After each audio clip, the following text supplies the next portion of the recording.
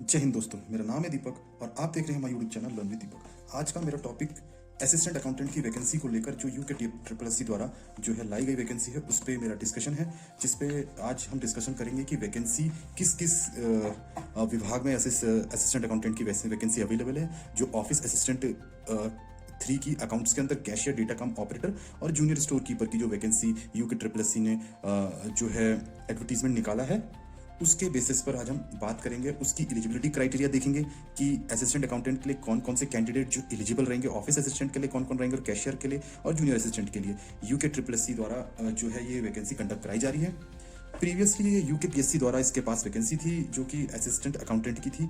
Now जो इसका online portal जो है वो ऑन कर दिया गया है, जो 5 अप्रैल 2025 को जो है ऑलरेडी इसकी एप्लीकेशन जो स्टार्ट हो गई है और लास्ट डेट जो है 29 अप्रैल 2025 को इसकी लास्ट डेट एप्लीकेशन जो है लास्ट डेट फाइलिंग की है। जो इसका एडिशन जो एडिट कर सकते हो आप और संशोधन कर सकते हो 5 से 7 मई तक आप इसमें एडिशन कर सकते हो, एडिट कर सकते हो। डेट ऑफ एग्जामिनेशन ये प्री डिफाइंड है, 6 जुलाई 2025 को इसका एग्जामिनेशन कंडक्ट कराया जाएगा यूके ट्रिपल एस सी द्वारा।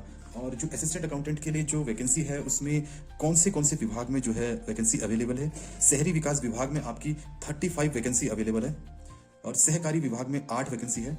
कारागार प्रशासन एवं सुधार विभाग में आपकी 6 वैकेंसी है। नगर ग्राम एवं नियोजन विभाग में 3 है। भूतत्व और खनिज क्रम में आपका 1 है। प्रविधान शिक्षा विभाग में 1 है।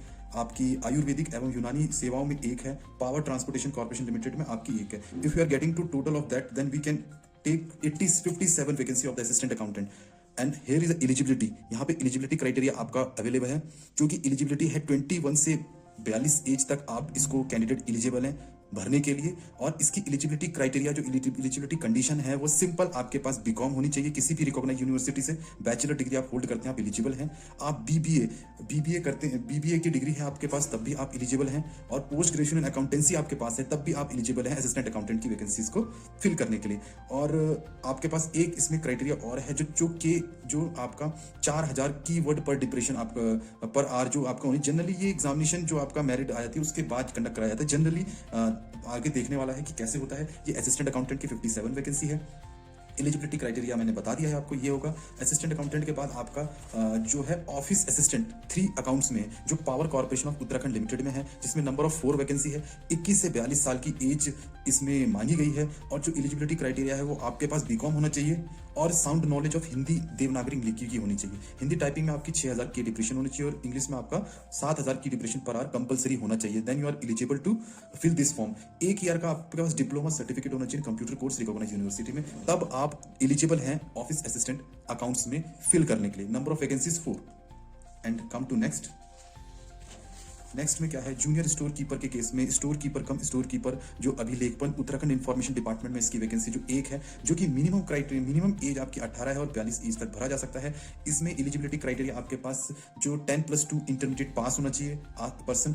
जनरली जो है इसमें 4000 कीवर्ड पर डिप्रेशन मांगा जाता है, जो कि एग्जामिनेशन क्वालिफाई होने के बाद इसमें टाइपिंग में जनरली टाइपिंग की जाती है जूनियर स्टोर कीपर के केस में। आगे बात करते हैं हम कैशियर, डेटा कम ऑपरेटर के केस में उत्तराखंड प्रविधान शिक्षा परिषद रुड़की में नंबर ऑफ वैकेंसी 1 है और 18 से 42 साल के एज के पर्सन इसमें जो है एलिजिबल हैं। एलिजिबल कैंडिडेट इंटरमीडिएट आपकी +2 जो है वो कॉमर्स से होनी चाहिए with accountancy as a subject, आपने चाहे उत्तराखंड से क्या है यूपी से क्या है। और हिंदी में आपका जो है टाइपिंग वर्ड पर मिनट 4000 की डिप्रेशन होनी चाहिए। ये सारी एलिजिबिलिटी क्राइटेरिया थी। अगर हम इन सारी वैकेंसी को समअप करेंगे अगर हम इन सारी वैकेंसी को समअप करेंगे तो उस केस में आपकी जो है टोटल नंबर ऑफ वैकेंसी 63 होगी, जो अलग अलग विभागों में अवेलेबल है। अब हम इसके जो है कुछ ऐसे पॉइंट बात करेंगे जो कि परीक्षा की प्रक्रिया में वो काम आएंगे। जैसे कि 2 घंटे के एग्जामिनेशन कंडक्ट कराए जाएंगे। 2 घंटे का एग्जामिनेशन कंडक्ट कराया जाएगा, जो objective type multiple type question होगा, जो 100 अंक का होगा, जिसमें आपको 1 अंक पे 1 राइट पे 1 मार्क दिया जाएगा और 1 रॉन्ग पे 1/4 आपका डिडक्ट किया जाएगा। वो इसमें इस इंस्ट्रक्शन में लिखे गए हैं। अब जो सामान्य और ओबीसी वर्ग के आदमी हैं उनके लिए 45% जो है मार्क्स लाना वो कंपलसरी है, तब जाके वो उस मेरिट के अंदर फाइट कर सकते हैं। अगर 45% से आप कम आते हो तो उस केस में आप ऑटोमेटिकली डिसक्वालीफाई कर दिए जाओगे। SC ST कैंडिडेट के केस में आपका 35% न्यूनतम मिनिमम मार्क्स आपका कंपलसरी 35% पे ही आप फाइट करोगे, उसके बिलो जाते ही आप डिसक्वालीफाई माने जाओगे। गाइस, बुकलेट जो परीक्षा के पश्चात आपके साथ वो ले जाने की अनुमति होगी, ये इन पॉइंट में लिखा हुआ है। और प्रत्येक प्रश्न के लिए चार ऑप्शन दिए जाएंगे, जिसमें से एक करेक्ट होगा और एक गलत होने पर आपका 1/4 मार्क जो है डिडक्ट कर लिया जाएगा। इस केस में अगर ये भी वेरी वेरी इंपॉर्टेंट इन्फॉर्मेशन, ये बहुत ज्यादा इंपॉर्टेंट इन्फॉर्मेशन है कि OMR सीट भरते समय अगर आपने कोई गलत अनुक्रमांक भर दिया, गलत रोल नंबर भर दिया, बुकलेट की सीरीज नंबर गलत भर दी, उस और कुछ भी नहीं भरा, उस केस में मूल्यांकन नहीं किया जाएगा आपका, उसे कंसिडर नहीं किया जाएगा, स्वतः ही निरस्त माना जाएगा, आपको ऑलरेडी इन एलिजिबिलिटी कैंडिडेट में क्राइटेरिया में कर दिया जाएगा। ऑनलाइन लिखित प्रतियोगी परीक्षा होने की स्थिति में प्रश्न पत्र में दिए गए उत्तर विकल्प अभ्यर्थियों को उपलब्ध कराए गए मॉनिटर कंप्यूटर टैब पर ही प्राप्त होंगे। That means you can go to online mode के थ्रू जाएंगे ये। और इसके अलावा इसके बाद हम जो है ऑनलाइन प्रक्रिया कैसे हम प्रारंभ करेंगे उसके रिगार्डिंग बात करेंगे, जो स्टेप बाय स्टेप होंगे। पहले ऑनलाइन आवेदन पत्र भरने के चरण कुछ स्टेप्स हैं। स्टेप 1 में आपका मोबाइल नंबर होना चाहिए, रजिस्टर्ड मोबाइल नंबर होना चाहिए, जो एक्टिव मोबाइल नंबर होना चाहिए, और ईमेल आईडी एक्टिव होना चाहिए, जो फ्यूचर रेफरेंस के लिए आपके काम आए। और दूसरे में पंजीकरण नंबर नोट करें, जो आपका रजिस्ट्रेशन एप्लीकेशन फाइल आएगा जो रजिस्ट्रेशन के टाइम पर, उसको नोट करें। अपनी फोटोग्राफ और सिग्नेचर जो है इस साइज में आपको मेंटेन करना है। JPG और JPEG फॉर्म में भी चलेगी। जो आप ऑनलाइन पेमेंट करेंगे इस एप्लीकेशन फॉर्म की, वो क्रेडिट कार्ड और डेबिट कार्ड, नेट बैंकिंग और UPI से भी कर सकते हैं। और इसके अलावा और कोई मोड आपका अस्वीकारेबल होगा, स्वीकार नहीं किया जाएगा। Only credit card, debit card, net banking, UPI, ये 4 मोड है जिन मोड के थ्रू आप ऑनलाइन पेमेंट करके अपनी एग्जामिनेशन फी जमा कर सकते हैं। ठीक है, अगर कोई तकनीकी सहायता की जरूरत है, आपको तकनीकी कुछ प्रॉब्लम आ रही है, तो उस केस में आप चयन आयोग @gmail.com पे आप जो है इनकी हेल्प ले सकते हैं अपनी क्वेरी को रिजॉल्व कराने के लिए।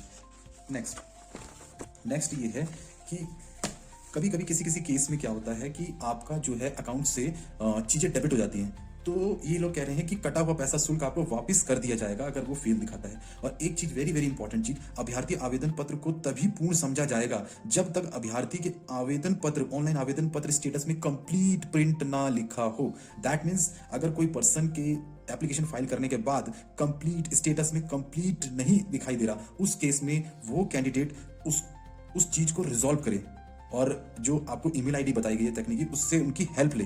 ठीक है, अभ्यर्थी यह सुनिश्चित कर लें कि ऑनलाइन आवेदन पत्र भरने की अंतिम तिथि का अनिवार्य शैक्षिक अर्हता रखे। जो इनकी जो डेट है, लास्ट डेट है ऑनलाइन एप्लीकेशन फाइल करने की 29 अप्रैल 2025 तक, जो भी आपके सर्टिफिकेट पेंडिंग्स हैं उसको जो है वो कंप्लीट कर ले, ये इसमें कहा गया है। वंचित समस्त अर्हताएं अवश्य धारित कर ले, नहीं तो सभी पूर्ण ऑनलाइन आवेदन, ठीक है ये बात ठीक हो गई, उसे प्रिंट आउट रख ले, ये भी बात ठीक हो गई। और जो फीस की बात करेंगे, जो अनरिजर्व OBC के केस में आपकी 300 रुपये फीस पेमेंट की जाएगी, SC ST के केस में 150 रुपये की जाएगी, दिव्यांग अभ्यर्थियों के लिए 150 की जाएगी और अनाथ के लिए 0 की फीस पेमेंट की जाएगी। नेक्स्ट, इसके बाद हम नेक्स्ट पे चलते हैं। नेक्स्ट पे हम आपकी सिलेबस की तरफ चलेंगे और बातें जो है जनरली है। सिलेबस में एक चीज़ है जो कि मैंने नोटिस करी है, ये मेरा पर्सनल ओपिनियन है, सबके अपने अपने ओपिनियन है। जो सिलेबस है वो थोड़ा जो है लेंदी है।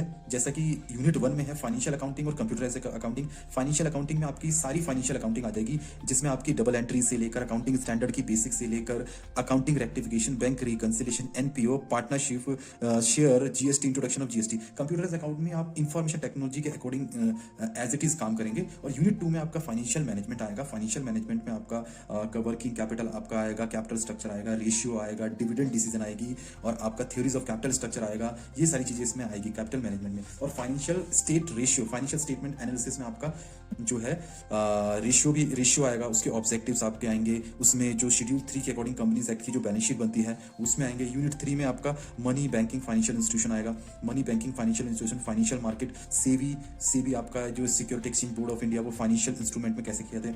और बिजनेस ऑर्गेनाइजेशन में यूनिट 4 आपका एंड मैनेजमेंट एंड ट्रेड के बारे में आएगा। And come to 5th unit business economic and statistics, ये आपका business economics and statistics. And 6th unit आपका मार्केटिंग मैनेजमेंट और बिजनेस एनवायरनमेंट।